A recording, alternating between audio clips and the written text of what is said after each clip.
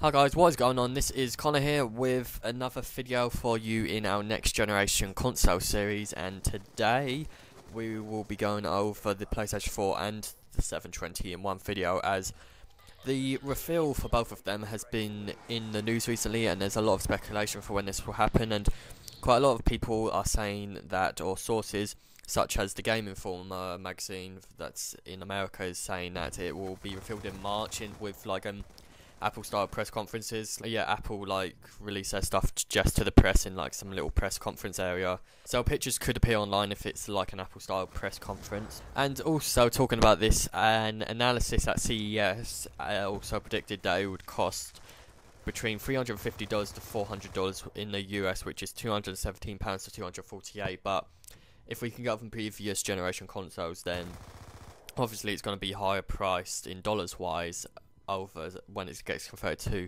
over here, because things such as Apple, the iPad Mini, I think it's like $270 here, whereas if the equivalent price that you pay in America for the UK is about $214 for that. And apparently the next generation console for the Xbox will have two CPUs and the Connect 2.0 3D technology, and apparently this Xbox TV thing. And if you didn't watch the video that Sheldon made, there's this projector that apparently is rumoured for the Xbox 720, and Xbox actually showed us off at CES, so I'll put a link in the description to that video. But there's this projector where like the Kinect will scan your room, I believe, and then once it knows the size of your room, then it will just put a projector that goes the entire way around your room, and I think even behind you as well, to like maximise the screen. So that would be actually quite good, especially for people who have like really small screens. The only problem is that some people have like long glass doors in their living room, or their living room isn't like perfectly got squared off a wall, where like my living room, it goes out a bit at one point. So I could see it being an issue for some living rooms, especially like people who have it in their bedroom, like if it's all cluttered, it's not going to really work. So I'd like to see how Microsoft actually deal with that. And also the PlayStation 4 is apparently going to be revealed by E3 and definitely be out by 2013. There's been a leak from this WikiLeaks, which is, it's not WikiLeaks, but it's actually called 3G Leaks, which is apparently the WikiLeaks of gaming industry. And apparently the PlayStation 4 will be revealed at E3 or just before, and it should be released during quarter four of 2013, which has been a day that people have really been looking at to release consoles, because Xbox 360 no games apparently are going to be developed to be released around that time, so the 720 will be out then as well, and apparently the Steam box might be out around that time. So there'll be three main competitors for these new and 3G Leaks has apparently leaked this roadmap for Sony's new console, and it's apparently been in development since June 2011, so basically 2 years so far. And the code name for PS4 is apparently Orbis, which I've said in a previous video, as I believed it might be going for like some circle type of look. And apparently it's going to have a quad-core processor, AMD APU, and apparently it will have a GPU AMD 8000 series, and it should have between 2 or 4 GB of GDDR5. And apparently it can be capable of displaying games in 4K resolution, which I wouldn't surprise me, because Sony, they brought in Blu-ray and now they're bringing in 4K, I believe. They're the ones who like pushing 4K a lot more, or introduced it first into their TV, so I wouldn't be surprised if the PS3 4 could be capable of doing that.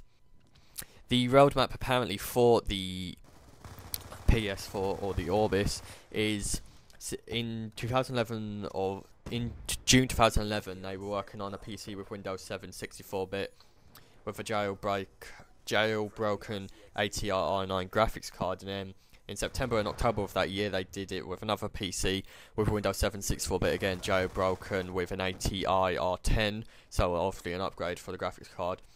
And 2012 quarter 1, they set out to disclosure with more developers to show off the console and discuss it. 2012 E3 was the potential unveiling window starts, so that's when they could have revealed it. So there's a window for when they want to reveal it. So they could have revealed it there, but I'm pretty sure they want to save it until it's like near in completion, because I think the Wii U, they kind of revealed it a bit too early. So because they like revealed it before. It was like it still had a year of development left. I think Sony wants to like reveal it the year they will get released. And 2012 July, dev kits for the engineers for writing the operating system for it were sent out.